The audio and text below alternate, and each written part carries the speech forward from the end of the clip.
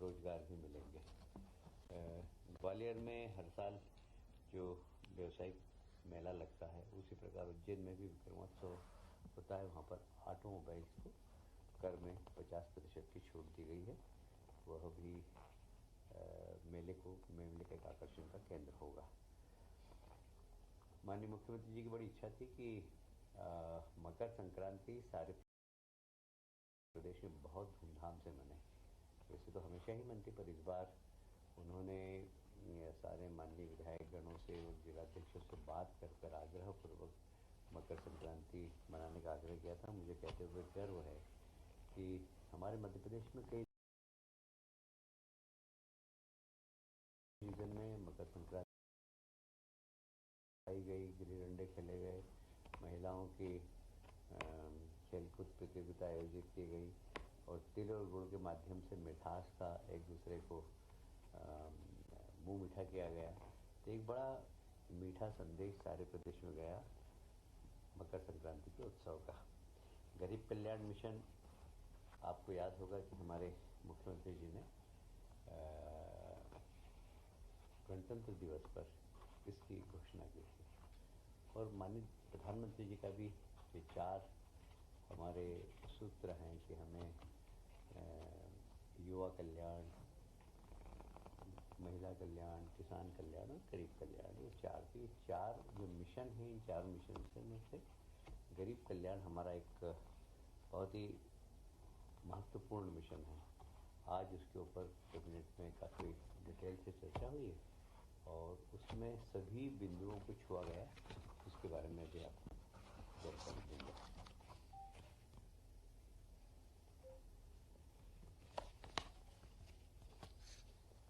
अभी जो global investor meet हो रही है, उसके लिए इन्वेस्टर को उचित अवसर मिले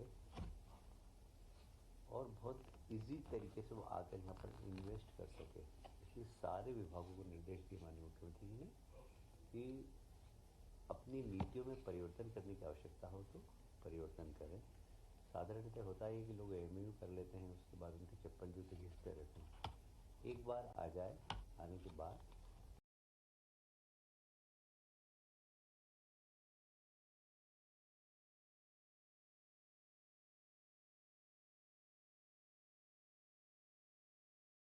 उनके जितने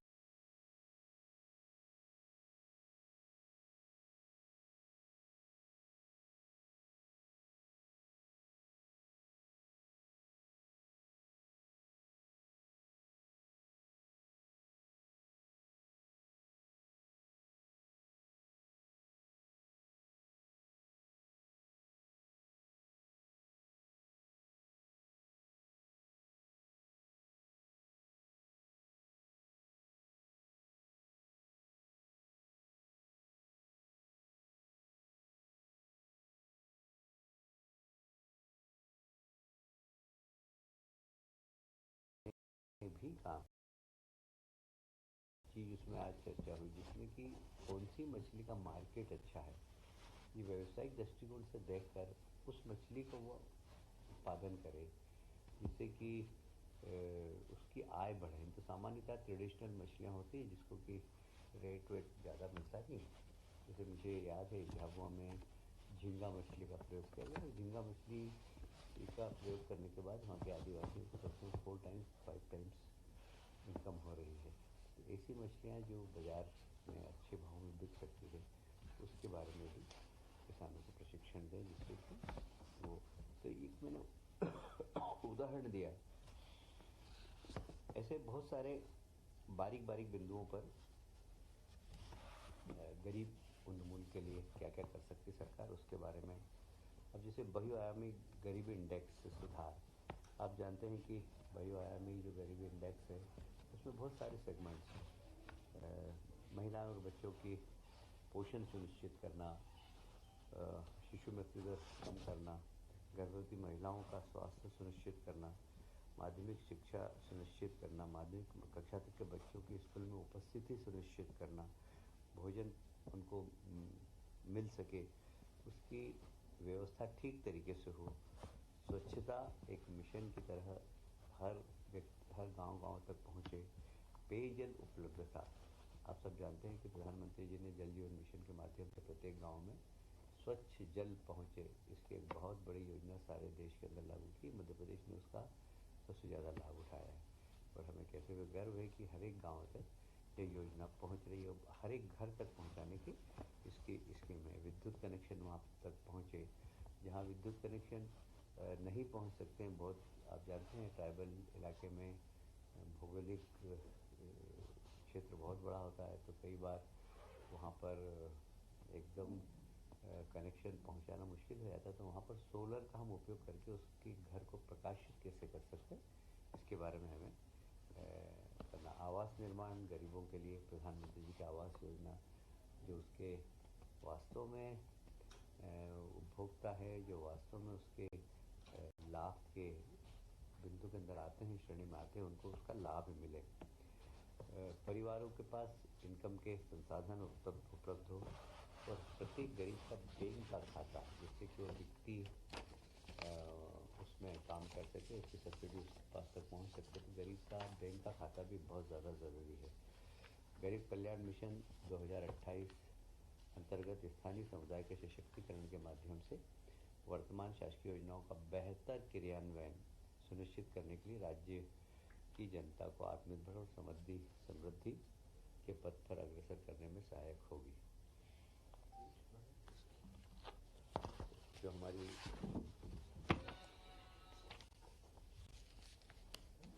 रणनीति है उसमें बहुआयामी गरीब इंडेक्स के बारे में मैंने आपको बता दिया। आजीविका संवर्धन ये दूसरा है। संगठनात्मक ढांचे का सुदृढ़ीकरण ये तीसरा है। त्रिस्तरीय आयाम है। तीनों स्तर पर माननीय मुख्यमंत्री जी का निर्देश है कि हर स्तर पर इन 3 स्तर पर काम करके तीनों ही जगह मजबूती के साथ गरीबी उन्मूलन के लिए काम करें, यह एक संकल्प है जी। अब इसकी डेट फाइनल करिए, कब से होगा ये कार्यक्रम, कब करेंगे, गरीब कल्याण लागू कब करेंगे? युवा सशक्तिकरण के ऊपर 12 जनवरी को किया, इसका कोई डेट पर्टिकुलर कोई डेट? हाँ, अभी मेरा ख्याल है कि अभी एक डेट डिसाइड करें, पर हमारी तैयारी होगी, एक अच्छा कार्यक्रम करेंगे। आप सभी जानते हैं डायल 100 सेवा के द्वितीय चरण का एक बार फिर से हमने नया सिस्टम, इंटीग्रेटेड सिस्टम बनाया, जिसकी लागत 1565 करोड़ की। इसकी DPR बन गई है। अतिशीघ्र 100 डायल को सशक्त करने के लिए हमारी सरकार गांव-गांव तक ये पहुंचे, इसके लिए बहुत ही जिम्मेदारी से काम करेगी। आप सभी जानते हैं, जैसे ही मुख्यमंत्री ने शपथ ली थी और शायद पहली प्रेस कॉन्फ्रेंस में कहा था कि नहीं, पहली प्रेस कॉन्फ्रेंस में पुलिस की बैठक में कहा था उन्होंने कि हर जिले में बैंड होना चाहिए। तो अब हर जिले में बैंड होंगे, उसके लिए 932 नवीन पदों का सृजन किया गया है। और मैंने देखा है कि ये प्रयोग बहुत आकर्षक है। मतलब जहाँ जहाँ पुलिस बैंड निकलते हैं वहाँ लोग बहुत बेताबी से उनको सुनते हैं और एक अच्छा प्रयोग माननीय मुख्यमंत्री जी का है ये। मुझे लगता है कि सफल प्रयोग की श्रेणी में कहा जा सकता है। मैंने अब एक तो जितनी आवश्यकता होती है एक बेड के लिए उतने लोग होंगे यार। ये मुख्यमंत्री मछुआ समृद्धि योजना, जिसके बारे में मैंने बता ही दिया आपको, 2 वर्षों में निरंतर जो पिछली हमारी जो पॉलिसी है उसको आगे 2 वर्ष और जारी रखी जाए और उसमें कैसे सुधार किया जा सके। आज साथ ही मुख्यमंत्री जी ने ये भी निर्देश दिए हैं कि ऐसे तालाब जो कभी खाली हो जाते हैं, क्या हम पास के किसी जल स्रोत से भर सकते हैं क्या? जल संसाधन विभाग को निर्देश दिए हैं कि इस पर भी आप स्टडी करिए तो तालाब सूखे नहीं, जिससे कि मत्स्य उद्योग समाप्त नहीं, वो चलता है। ये एक बहुत महत्वपूर्ण निर्देश माननीय मुख्यमंत्री जी ने दिए हैं।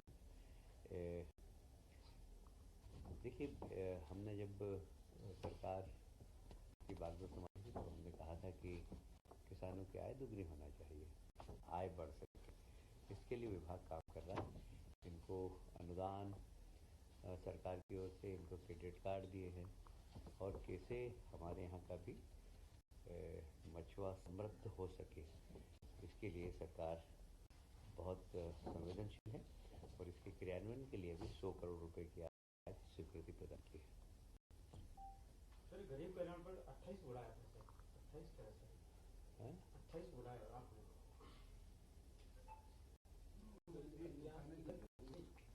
गरीब कल्याण पर 28 तक कोई लक्ष्य रखा? हाँ, हमने 2028 तक इस प्रदेश में गरीबी समाप्त हो ऐसा लक्ष्य रखा है और इसके लिए हम बहुत तेजी से काम करेंगे। सर शराब नीति पर कोई बात नहीं? अभी एक पीएम सूर्य घर मुफ्त बिजली योजना जो प्रधानमंत्री जी के हैं, ये घर घर में लोग फ्री में बिजली प्राप्त कर सकें तो उनको लोन मिल जाए और वो बिजली का जो उनके ऊपर भार है वो कम हो जाए। ये प्रधानमंत्री जी की बड़ी महती योजना है। इसी योजना को हम शासकीय भवनों में भी लागू कर रहे हैं। मध्य प्रदेश के जितने भी शासकीय भवन हैं वहाँ पर सोलर बिजली का उपयोग हो। इसको हम पीपीपी मॉडल पे भी करने का प्रयास करें, क्योंकि पिछला अनुभव ये रहा है कि सरकारी तंत्र में यह मेंटेन नहीं हो पाते, तो इसलिए बड़ी जल्दी ये सब खराब हो जाता है। तो हम ओपन टेंडर निकालेंगे। जैसे वल्लभ भवन में, अगर उदाहरण बता रहा हूँ मैं आपको, वल्लभ भवन में करना है तो वल्लभ भवन का हम टेंडर निकालेंगे। जो भी व्यक्ति है इन्वेस्टमेंट करेगा और किस भाव पर बिजली देगा, जो कम से कम भाव पर बिजली देगा उसको ये अवसर प्रदान होगा। तो सारे प्रदेश में जितने भी शासकीय भवन हैं वहाँ पर पीएम सूर्यघर मुफ्त बिजली योजना का हम शुभारंभ कर रहे हैं और सारे ही सरकारी भवन का लाभ लें, ये सरकार की इच्छा है।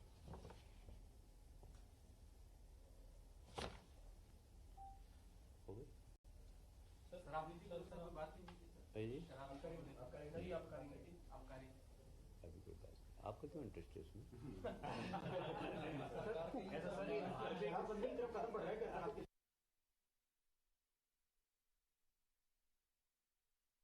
प्रधानमंत्री जी की इच्छा है, पर देखिए ये ऑफ द रिकॉर्ड बोलना बंद कर दीजिए।